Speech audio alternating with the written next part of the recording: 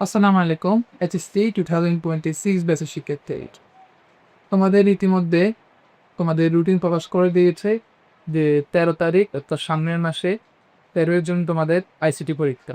তো আইসিটির জন্য কিছু বেসিক আলোচনা করব তোমাদেরকে, যে তোমাদের যে পঞ্চম সাবজেক্টটা রয়েছে প্রোগ্রাম যে সাবজেক্টটা রয়েছে এই প্রোগ্রামিং সাবজেক্টটা আমি আজ কিছু আলোচনা করব। তো তুমি যদি এটা কিছুটাই না বুঝো তাহলে বেসিক থেকে আলোচনা করে আমি সকল কিছু তোমাদের ইনশাল্লাহ দিয়ে দিব।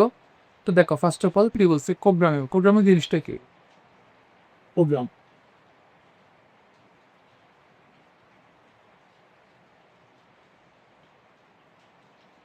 প্রোগ্রাম জিনিসটা কি? ধর তুমি কিছুই বুঝো না, ঠিক আছে? এখন কম্পিউটারের ভাষায় তোমার যে ভাষা আমার যে ভাষা, এগুলো তুমি যদি কম্পিউটারের ভাষায় কি নির্দেশ করো তখন সেটা কি বলা হয়? প্রোগ্রাম। আর তুমি কি জানো যে কম্পিউটারের প্রোগ্রাম কি কি জানো? কম্পিউটারের ভাষা হচ্ছে জিরো আর ওয়ান। মানে জিরো আর ওয়ানের ভাষায় যে কনভার্ট করা হয়, যে নির্দেশ চিহ্ন, সেটাতে বলা হয় প্রোগ্রাম, ঠিক আছে? ধরো কিছুই বোঝো না, ধরো সাপোজ আমি লিখতেছি যে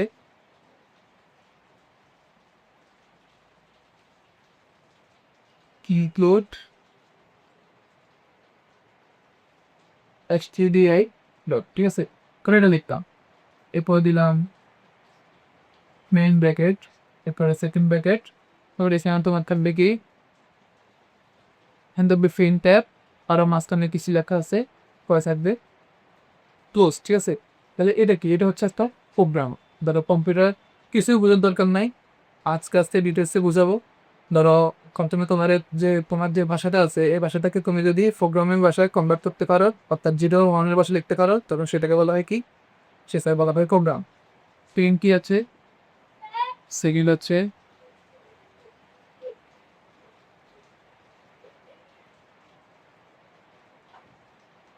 প্রোগ্রামিং ভাষা জিনিসটা কি? মনে করো এই যে বিভিন্ন ধরনের চিহ্ন ব্যবহার করা হয়, এই চিহ্নের মাধ্যমে তোমাকে জিরো আর ওয়ান, অর্থাৎ কম্পিউটারের ভাষায় যদি তুমি কি কনভার্ট করতে পারো তখন সেটাকে বলা হয় কি? সেটাকে বলা হয় প্রোগ্রামিং ভাষা, ঠিক আছে? ক্লিয়ার হয়েছো? তাহলে প্রোগ্রামিং ভাষাটা কি? প্রোগ্রাম হচ্ছে কি কম্পিউটারের ভাষায় প্রোগ্রাম আর প্রোগ্রামিং ভাষা, ঠিক আছে? দুইটার মধ্যে কি একটা হচ্ছে তোমার ভাষাকে যদি প্রোগ্রামিং ভাষা কনভার্ট করে সেটা প্রোগ্রামিং ভাষা, আর তোমার ভাষাকে যদি কোনো একটা সমস্যা সমাধানকে কি কোনো একটা সমস্যা সমাধানকে যদি তুমি নির্দিষ্ট কোনো একটি ভাষায়, অর্থাৎ নির্দিষ্ট ভাষাটা কি কম্পিউটার ভাষায় যদি তুমি কনভার্ট করতে পারো সেটা হচ্ছে কি প্রোগ্রাম। তাহলে কি আছে? এরপরে রয়েছে ধরো সোর্স কোড, তার নামে কি আছে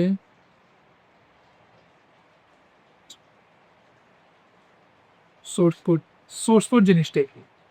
সোর্স কোড একটা কি মাথায় রাখবা, সোর্স হচ্ছে হাই লেভেল,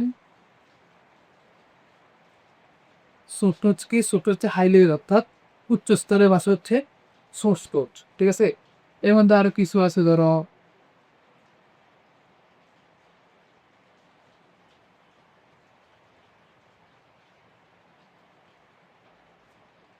ট্রান্সলেটর, এটাকে বাংলাতে কি বলা হয়? এর বাংলাতে বলা হয় অনুবাদক প্রোগ্রাম।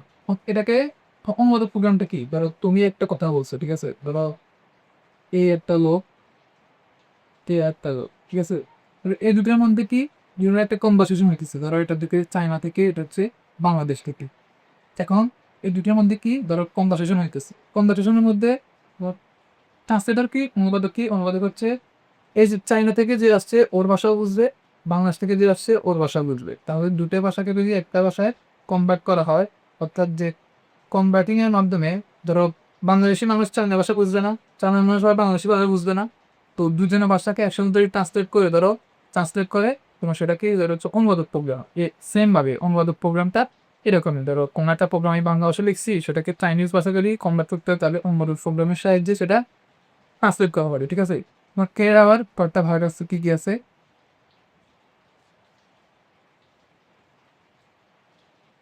কম্পাইলার আছে, তারপরে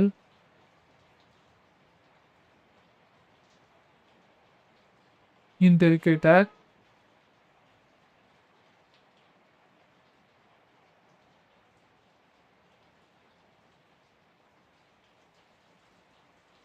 অ্যাসেম্বলার। কম্পাইলার জিনিসটা কি? কম্পাইলার হচ্ছে অনেকগুলো ভাষা থেকে অনেকগুলো ভাষা যদি একটাবারে একটা জায়গায় কনভার্ট করা হয়, অনেকগুলো নিঃসঙ্গিত ভাষা হবে, তখন সেটা বলা হয় কম্পাইলার। আর ইন্টারপ্রেটার কি? প্রতিটা এক লাইন করে হচ্ছে, আর প্রতিটা শব্দ ধরো, প্রতিটা অনেকগুলো বাক্য, ধরো এই সবগুলো লেখাকে যদি একটা ভাষায় একসাথে যদি কনভার্ট করা হয় সেটাকে হচ্ছে কম্পাইলারের মাধ্যমে। আর যদি এক লাইন করে কনভার্ট করা হয় সেটাকে হচ্ছে কি? সেটা হচ্ছে ইন্টারপ্রেটার। আর অ্যাসেম্বলার ভাষায় কনভার্ট কি? অ্যাসেম্বলি ভাষায় যেগুলো প্রোগ্রাম আছে সেগুলোকে যদি কনভার্ট করা হয় সেটা হচ্ছে অ্যাসেম্বলার ভাষা। তো বইতে আরো ডিটেলস আছে, তুমি রিডিং গুলো পড়ে দেখবা যে 4 প্রজন্ম 5 প্রজন্মের ভাষা আছে, মানুষের ভাষা কোন প্রজন্মের ভাষা, পঞ্চম প্রজন্মের, এগুলো আসবে তোমার থেকে পরীক্ষায়, এগুলো মনে পরীক্ষায় আসতে পারে। এরপরে কি আছে? এরপরে আরো আছে কি দেখো, আপনার কি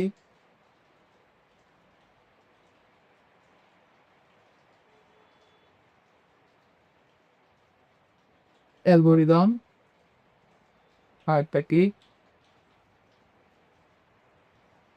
ফ্লোচার্ট। অ্যালগোরিদম জিনিসটা কি? ধরো কোনো একটা তুমি প্রোগ্রাম লিখছো পুরা, এই প্রোগ্রামটাকে তুমি যদি ধরো ধাপে ধাপে সমস্যার সমাধান, ঠিক আছে, প্রতিটা স্টেপ বাই স্টেপ যদি সমাধান করে থাকো, এটাকে বলা হয় অ্যালগোরিদম। আর এটার প্রোগ্রামিং ভাষায় convert of the flow chart. কিছু সাংকেতিক চিহ্ন আছে, চিহ্নগুলো শিখাবো সামনের পরবর্তীগুলোতে। এই পর্বে এখন এতটুকু থাকুক যে ফ্লো চার্টের মধ্যে কি আছে। প্রথমের মধ্যে কয়েকটা চিহ্ন আছে, এই চিহ্নগুলোর মাধ্যমে প্রোগ্রামটাকে তুমি রান করবা। ধরো প্রোগ্রাম ফ্লো চার্টের প্রথম দিয়ে শুরু কি হয়? স্টার দ্বারা শুরু হয়। স্টারের একটা চিহ্ন আছে, ধরো এই দিন বার্তার যে চিহ্নটা আছে এটা স্টার্ট দিয়ে শুরু হয়, বা স্টারটা ইন, সমাপ্ত যেটা দিয়ে শুরু হয় এটা হচ্ছে শেষ। শেষ যে চিহ্নটা আছে এটা হচ্ছে ইন, এ দ্বারা শুরু হয় এভাবে। তাহলে ফ্লো চার্ট কি বুঝছো আশা করি। মূলত ফ্লো চার্টকে তুমি অ্যালগোরিদম যদি পারো তাহলে ফ্লো চার্ট করবা, আবার ফ্লো চার্ট করলে অ্যালগোরিদম পারবা, ঠিক আছে। তো পরীক্ষা যে কোনো দুইটা একটা দিতে পারে। তো আজকে পর্ব এতটুকু থাকুক, আশা করি ততটুকু বুঝেছি, বুঝছো। তো সামনের পর্বগুলোতে ইনশাল্লাহ সামনে ধাপে ধাপে আস্তে আস্তে বুঝাবো। ইনশাল্লাহ ভালো করে করবা, মন দিয়ে করবা। তো পরীক্ষার আগে যদি তুমি এগুলা পর্বগুলো দেখে যেতে পারো, অবশ্যই ইনশাল্লাহ কিছুটা হলেও তুমি একটা কোশ্চেন অ্যান্সার করতে পারবা। তো আজকের জন্য এই পর্যন্ত, দেখা হবে অন্য কোন পর্বতে। ভালো থাকবা, সুস্থ থাকবা। আল্লাহ হাফেজ।